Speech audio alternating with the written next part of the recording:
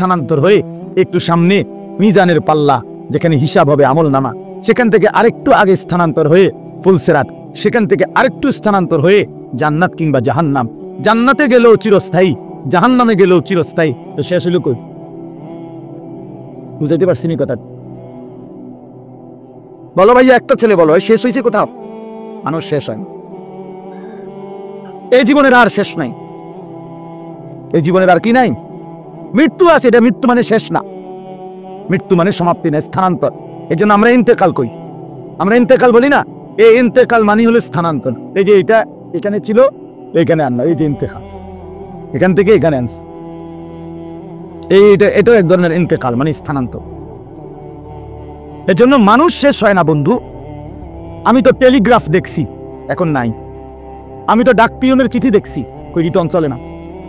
আমি তো ওই যে এমনি 1 2 3 গুণ না যে টেলিফোন, সেটা ছিল না চাচা, আমরা তো ওগুলো দিয়ে কাজ করছি। তো আপনি তো আরো বেশি দেখছেন, আমি তো আপনার চাইতে বয়স কম। ট্রেনটিতে অনেকক্ষণ অপেক্ষা করতে হতো, ওই লাইন পর্যন্ত পৌঁছতে হইলে ট্রেনটি অফিস হইয়া। কই এরপরে আপনার মোবাইলে আসলো এই লম্বা লম্বা ডান্ডাওয়ালা মোবাইলগুলো, 10 টাকা মিনিট। দোকানে গিয়া কাগজ দিয়া নাম্বার লিখতে লই আমরা যাইতাম দোকানদারের হাতে, দোকানদারে আপনার কল কইরা রিং রিসিভ করাইয়া তারপরে আমগো হাতে দিত। তো আমরা কথা বলতে, আবার হেতের হাতে দিলে হেঁটে বন্ধ করতো।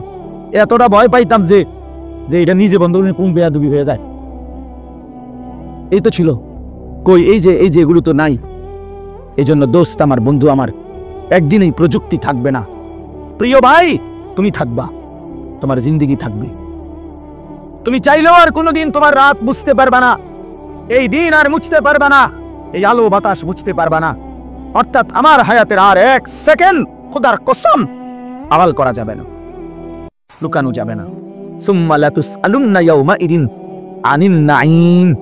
আল্লাহ তাআলা বলে, বান্দা, হাসরের ময়দানে আমি আল্লাহ তোমারে পুরা হায়াতে যতগুলো নিয়ামত দিয়েছি, এই আসমান জমিন চন্দ্র সূর্য গ্রহ নক্ষত্র, আলো বাতাস রোদ বৃষ্টি হাসি কান্না, সকাল দুপুর বিকেল, ক্ষেত ফল ফুল ফসল গাছপালা তরু লতা, জায়গা জমি বাজার ব্যবসা আয় রোজগার স্ত্রী সন্তান, তোমার শরীর দেহ জীবন যৌবন রূপ, তোমার চোখের পলক হাতের নড়াচড়া, দেহের সৌন্দর্য শক্তি সামর্থ্য, আল্লাহর কসম, আল্লাহ বলেন, 1 ঢোক পানি, 1 লোকমা খাবার, একটা নিঃশ্বাস, আমি আল্লাহ সেটারও 100 পুরাপুরি হিসাব নিই। সুম্মা লাতুসআলুন্না ইয়াউমাইদিন আনিন নাঈম ফাওয়ারাব্বিকা লানাসআলান্নাহুম আজমাইন। আল্লাহ বলে, বান্দা কসম করে বলছি আমি হিসাব নেব।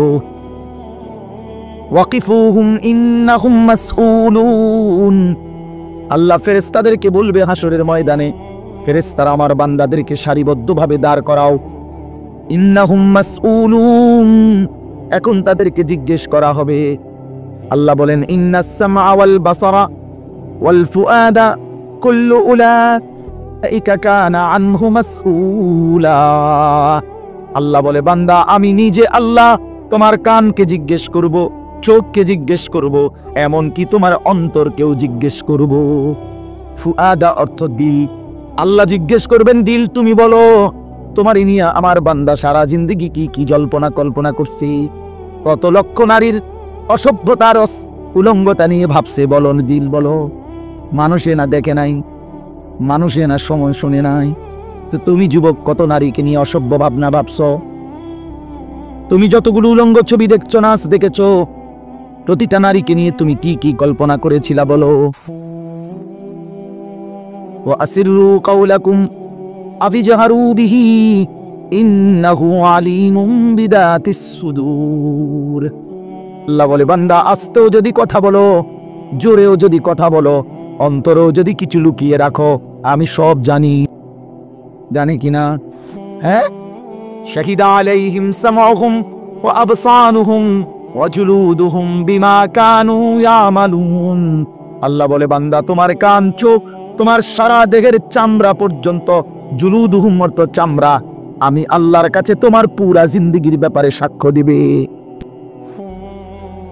ওয়া জুলুদুহুম ক্বালু লিমা শাহিদতুম আলাইনা। নাফরমান বলবে, হায় আমার দেহের অঙ্গ, তোমরা কেমনে আমার বিরুদ্ধে সাক্ষ্য দিলা? তোমরা কথা বলো কেমনি, হাত কেমনে কথা বলে, চোখ কেমনে কথা বলে, পা কেমনে কথা বলে, শরীরের সবটা চামড়া কেমনে কথা বলে, এটা তো জীবনে ভাবিও নাই, দেখিও নাই। ক্বালু আনতাকানাল্লাহুল্লাযী আনতাকা কুল্লা শাই। সারা দেহ বলবে ভাইয়া, যেই মালিক সকলকে জবান দিয়ে কথা বলার যোগ্যতা দিয়েছেন, সেই মালিকই আমাদেরকে কথা বলার যোগ্যতা দিয়েছেন। সুবহানাল্লাহ। এজন্য চলেন বা ভাবতে শেখেন, ভাবতে শেখেন। নিজের সিটারি বাটফারি কইরা, গুনাহ নাফরমানি কইরা চালাক মনে করেন। ছেলেরা, তুমি বুদ্ধিমান না ভাইয়া, এক ওয়াক্ত নামাজ পড়ো না, তুমি বুদ্ধিমান না দোস্ত, নিজেরে বরবাদ করে দিলা। 365 দিনের একটা বছরে কোনোদিন ফজরের নামাজ কোনোদিন পড়ো না। আহা, কেমনে এত বড় নাফরমান মুসলমান হল। খোদার 20 বছর ধরে, 25 বছর ধরে, 10 বছর ধরে যে নারী কোনোদিন পর্দা করে না, আহা, সে মুসলিম নারী হলো কিভাবে? সে মুসলমানের মেয়ে হলো কেমন? যে মেয়ে পরের ছেলের সাথে, পরের পুরুষের সাথে অবৈধ সম্পর্ক করে, হারাম সম্পর্ক করে, ওই অসভ্য নির্লজ্জ বেহায়া নারী, সে মুসলমানের মেয়ে হয় কেন? মুসলমানের কন্যা হয় কেন? এই জন্য বেপর্দা নারী মনে রাখবেন, বেহায়া নারী কোন বেপর্দা নারী নারী না, বেহায়া মহিলা মহিলা না। তারে মহিলা বলে না, তারে নারী বলে না, সে ভিন্ন কিছু, হয় প্লাস্টিক, নয় রাবার, নয় অন্য কিছু, সে প্লাস্টিক সামগ্রী। নারী বলে তাকে ইজ্জতের কদর করে যে, সতীত্বের কদর করে যে, নারী বলে তাকে পুরা দেহে হায়া লজ্জা থাকে যার, নারী বলে তাকে আল্লাহর রাসূল বলছে আওরাতুন, নিজেকে গোপন রাখে যে, আড়াল রাখে যে, লুকিয়ে রাখে যে, হীরা মণি মুক্তা রাস্তায় ফেলে দিতে নাই। রাস্তার পাথর তো পিচ ডালা যে কাজ করে, এগুলো না রাস্তার পাথর, হীরা মণি মুক্তা ওগুলাও পাথর, কিন্তু সেটা রাস্তায় ফেলে দেয় না। ডায়মন্ড রাস্তায় ফেলে দেয় না। নারী হীরা, নারী মণি মুক্তা, নারী ডায়মন্ড। এজন্য নারীকে আগলে রাখতে হয়, পর্দায় রাখতে হয়, লুকিয়ে রাখতে হয়, আড়ালে রাখতে হয়, গোপনে রাখতে হয়। আর সেই আড়ালে থাকা নারী দুনিয়াতেও দামি হয়, আখিরাতেও দামি। এজন্য রাবেয়া বসরি আজও দামি, আজও দামি, মা ফাতেমা আজও দামি, আয়েশা আজও দামি, হযরতে খাদিজা আজও দামি। আর এই মাসকান দিয়া এই 1400 বছরের মধ্যে যত সুন্দরী, যত রূপসী, যত বেহায়া নারী কত রঙের রসের গুইরা জীবন শেষ করছে, কত পুরুষরে দেখাইছে, কত মানুষকে দেখাইছে। ওই বেহায়া বেপর্দা নারীর নাম আজকে কোনো কুত্তাও লয় না, কুত্তাও লয় না, কুত্তাও লয় না, কুত্তাও নেয় না। মানুষ তো দূরে থাক, বেহায়া নারীর নাম কুকুরেও নেয় না, ঘৃণা করে, তারই ঘৃণা করে। নারী তো বহুতই দাম, নারী তো মা, সোয়ালা আম্বিয়া কেরাম, সমস্ত নবীরা, নবী মায়ের পেটে আসছেন, আউলিয়া সাহাবা ওলামা, যুগে যুগে এক কোটি কোটি ইমানদার নেককার আল্লাহর প্রিয় বান্দা সব তো মায়ের গর্ভ ধরে এসেছে, ঠিক না? তো মা কতটা দামি, নারী কতটা দামি, নারী কতটা দাম। আহা বোন, সে বুঝল, সে সামান্য এক ফালতু ছেলে, যে ছেলের কোনো চরিত্র নাই, যাতে কেমনে মোতে এটাও কইতে পারে না, এতে খারাইয়া মোতে না বইয়া মোতে না আটতে আটতে মোতে। এই অপদার্থ জানোয়ার, একটা চতুষ্পদ প্রাণীর মতো যার জীবন, এই বখাতে দুশ্চরিত্র রাস্তার মানুষকে দেখাইবার জন্য যেই মেয়ে, যেই নারী বেপর্দা চলে, তার মতো নিম্ন রুচির মানুষ আর কে হইতে পারে মিয়া? আরে বেড়ি, কারে দেখাইতে বাইরে গেলি? কি বাইজিদ বোস্তামিরে দেখাইতা? তুমি যে বেপর্দা বাইরে হইলা, তোমার রূপ যৌবন দেখবে কেনা জোনায়েদ বাগদাদি নাকি? কথা কয় না। তো যেই পুরুষগুলো দেখবে রাস্তায়, যেই ছেলেগুলো তোমারে দেখা, তাদের কোনো আখলাক নাই, তো তারা এই বেপর্দা নারীকে দেখে কি মন্তব্য করবে? দিলে কল্পনা করবে কি? যদি সেই কল্পনার রিপোর্টাই তো আলটা, তাহলে না বুঝা যেত। বুঝেন নাই কথাটা?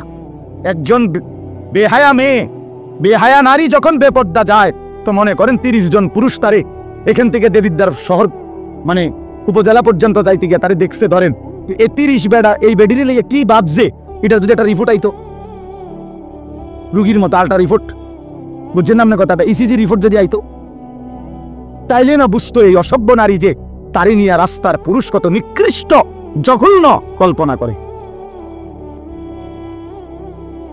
আল্লাহ আমাদের মাদেরকে লজ্জা দান করেন, পর্দা দান করেন। যে নারীর পর্দা নাই, কিচ্ছু নেই। ইযা লাম তাস্তাহি ফাসনা মা শি'তা। নবীজি বলছে তোমার যখন কোনো হায়া নাই, আল্লাহর কসম এটা হাদিস, নবীজি সাল্লাল্লাহু আলাইহি সাল্লাম বলছে যখন কারো লজ্জা নাই সে যা ইচ্ছা তাই করুক, যা ইচ্ছা তাই করুক। ফাসনা মা শি'তা। আমি নবী আর জানি না, যা তুই বেশরম বেহায়া বাইরে আনতে, তোর যেটা মন চায় সেটা কর, আমি রাসূল আর তোকে চিনি।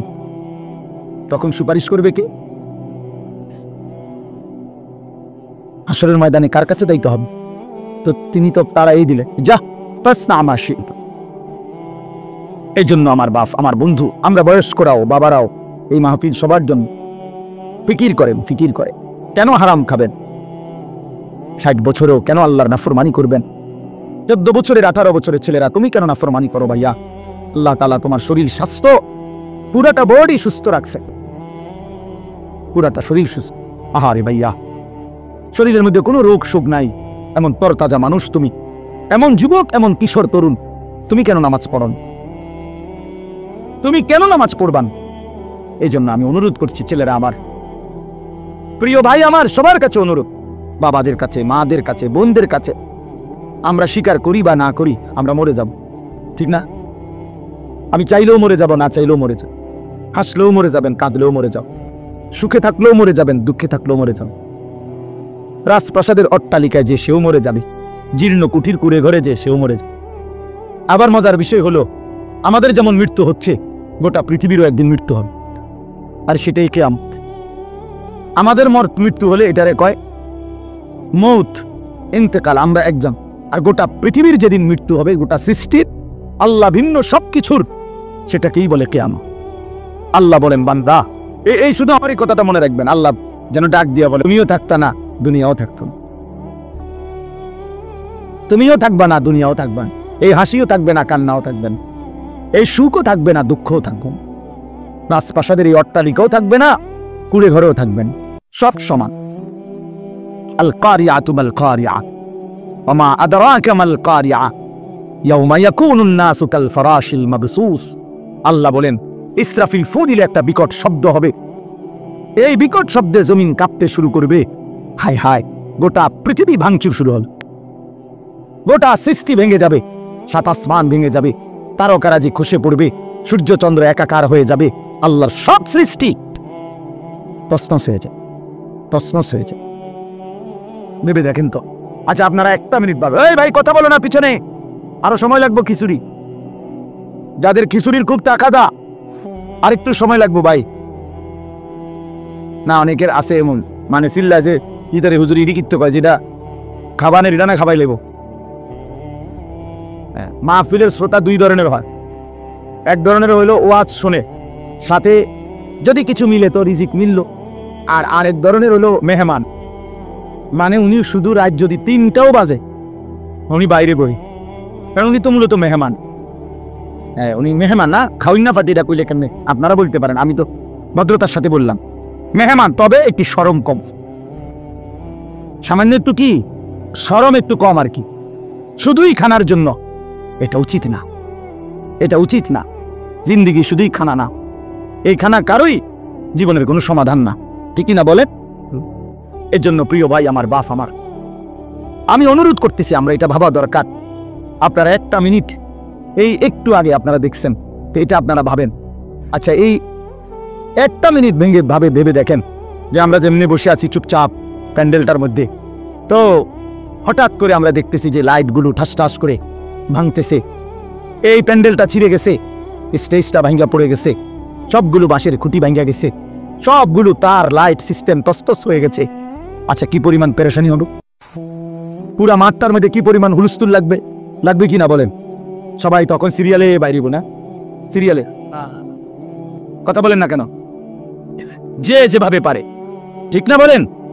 তো ঠিক আল্লাহ তাআলা বলে বান্দা একদিন ইসরাফিল ফু দিবে, এই জমিন কেঁপে উঠবে পুরাটা একসাথে, আর এই সময় বিকট শব্দ হবে। বিকট শব্দ মনে করেন ওই ডিস্ট্রিক্ট ট্রাকের চাক্কা যদি ব্রাস্ট হয়, দূরের থেকেই বোঝা যায়, মানুষ এটার আওয়াজ বিকট, মানুষ শুনলেই বোঝে ডিস্ট্রিক্টের চাক্কা কিছে, কুটে গেছে, এটা বুঝে মানুষ।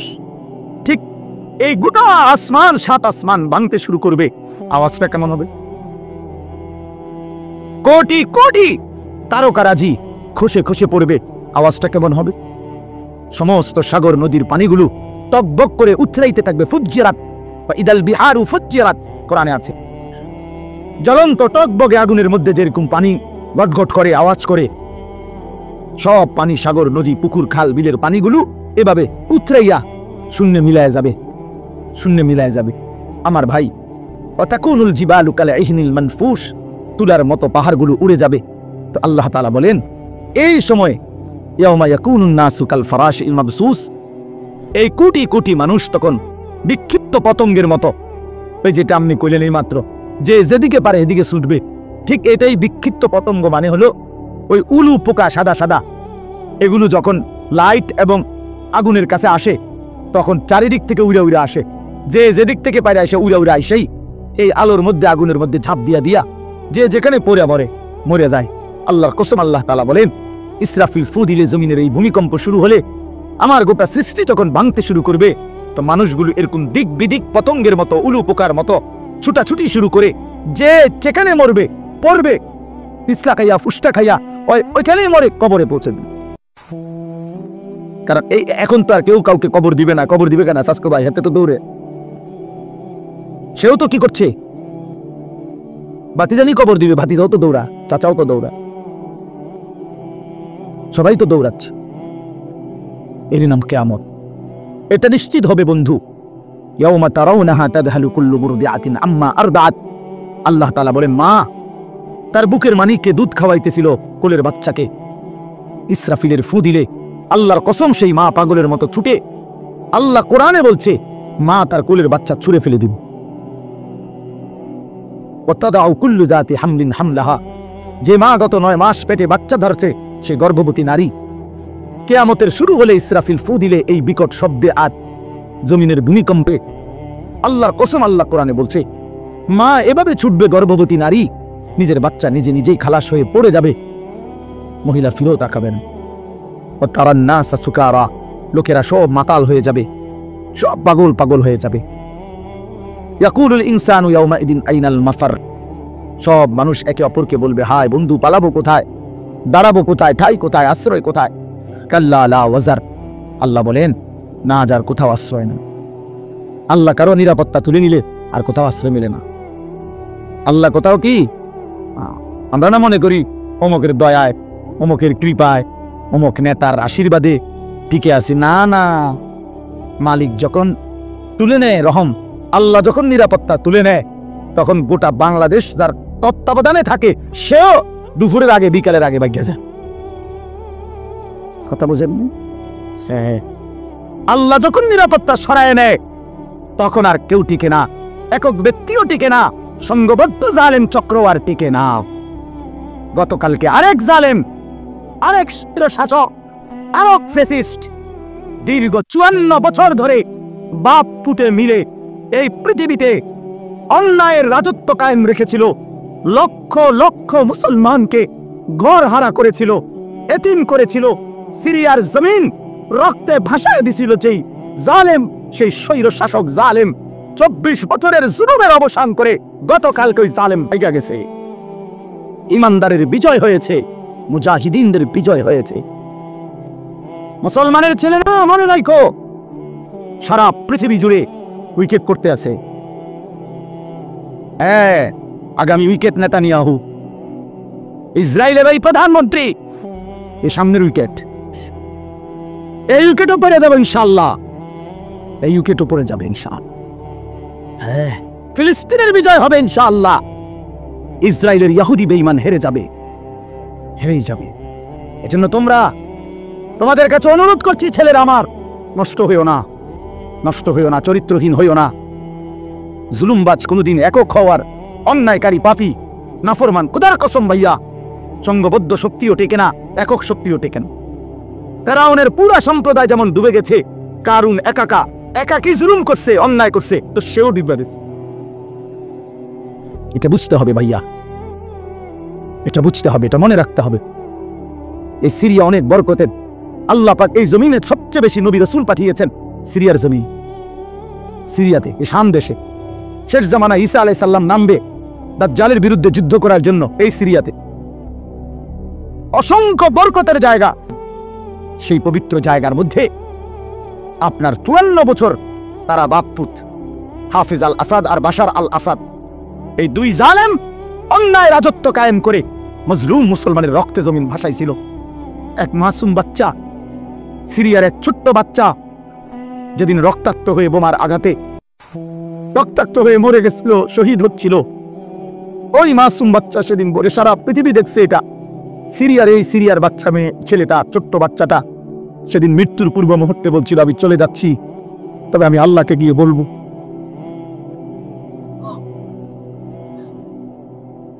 ওই মাসুম বাচ্চা বলছিল আমি আল্লাহকে গিয়ে বলবো। সে ঠিকই আল্লাহকে গিয়ে বলছে, আর আল্লাহ বলছে মাসুম সন্তান তোমার রক্তের শোধ আমি নেব, আমার একটু সময় দাও। ঠিকই আল্লাহ তাআলা 24 সাল উইকেট পড়ার সাল, হ্যাঁ 2024 5ই আগস্টে 1 উইকেট পড়ছে, এখন 8ই ডিসেম্বর আরেক উইকেট পড়ছি, আরো উইকেট করবে।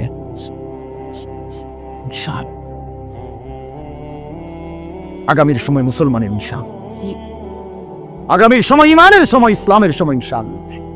তোমরা আগে বাইরে ছেলেরা আগে নামাজ পড়ো, আল্লাহরে ডাকো, নষ্ট হইও না, চরিত্রহীন হইও না। ওই নারী তোমারে ধোকা দিবে, মোবাইলের ওই ছবি তোমারে ধোকা দিবে, তুমি তার ফান্দু করো না আমার ভাই, আমার ছেলেরা নষ্ট হইও না। এখন আমাদেরকে ইন্ডিয়া শাসাইতেছে, আমগরে পেঁয়াজ দিবে না, আলু দিবে না। আরে পেঁয়াজ তোর বাফের নাকি বেটা? ওই মোদির আব্বার পেঁয়াজ তোর বাফের পেঁয়াজ দিবে বেটা? হ্যাঁ, পেঁয়াজ মোদির আব্বা উৎপাদন করে, তাহলে পেঁয়াজের ধমক দেয়, আমগরে আলুর ধমক দেয়, 110 কোটি মানুষের ধমক দেয়। আমরা তো স্পষ্ট বলি ইনশাআল্লাহ পেঁয়াজ আলুর ধমক দিয়া লাভ নাই। পেঁয়াজ আলু সহ সমস্ত নিত্য পণ্য বেঈমান তোদেরকে যিনি খাওয়ায় তিনি তো আমার আল্লাহ, তোর কে বেটা? ওদেরকে খাওয়ায় যিনি, তিনি কার আল্লাহ? ওটা আমার আল্লাহ, আমার আল্লাহ বেটা, আমার মালিক তোরে খাওয়ায়, আমার মালিকের রাজত্বে তুই আমারে ধমকাস বেটা? আমি তো সেই মালিকের গোলামি করি যে মালিক তোদেরকে খাওয়ায়। এজন্য মুসলমানের ছেলেরা মনে রাখো ভাইয়া, 110 কোটি বা 130 কোটি এগুলো কোনো সংখ্যা না, এগুলো কোনো সংখ্যা না। মুসলমানের একজন, মুসলমানের কয়জন? জোরসে বলো কয়জন? আমাদের আগেও একজন, এখনো একজন, আগামী তো একজন, তিনি আল্লাহ। তিনি কে? বা তিনি বড়। আল্লাহু আকবার, জোরসে বলো আল্লাহু আকবার, আল্লাহু আকবার। নওজোয়ান দাঁড়ায় বলো আল্লাহু আকবার। দাঁড়াও দাঁড়াও যুবক, দাঁড়াও, ওঠায় নওজোয়ান, দাঁড়াও নওজোয়ান, স্লোগান দাও আল্লাহু আকবার। আপনাদেরকে বয়স্করা ওঠো ওঠো, বলো আল্লাহু আকবার। আল্লাহ বড়, আল্লাহ বড়, আল্লাহ বড়, আল্লাহ বড়, আল্লাহ বড়, আল্লাহ বড়। ইনশাআল্লাহ এদেশে ইসকন থাকতে পারবে না, ইসকনের সন্ত্রাসীরাও থাকতে পারবে না। এই মাতৃভূমিতে হিন্দু থাকুক, কিন্তু ইসকনের গুন্ডারা থাকতে পারবে না। এদেশ আমাদের মুসলমানের কালেমার কোরআনের দেশ। এটা এই যাচ্ছে প্রয়োজনে লক্ষ কোটি শহীদের রক্ত ঝরবে, কিন্তু 1 ইঞ্চি জমিন ভারতীয় ওই আধিপত্যবাদ পত্তলিকদের হাতে ছেড়ে দেওয়া হবে না। বলা যুবক ইনশাআল্লাহ, রাজি তো ইনশাআল্লাহ? বসো।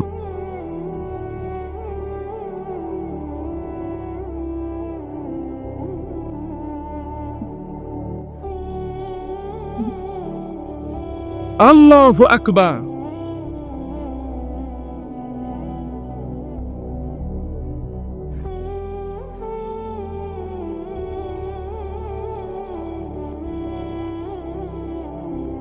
হ্যাঁ, আমরা হিম্মত হারা করে ওই সমস্ত সংখ্যা মঙ্কা কিচ্ছু হবে না ইনশাআল্লাহ, কিচ্ছু। 1 ইঞ্চি জমিন বাংলাদেশের কোন বেঈমানের কাছে ছেড়ে দেওয়া হবে না।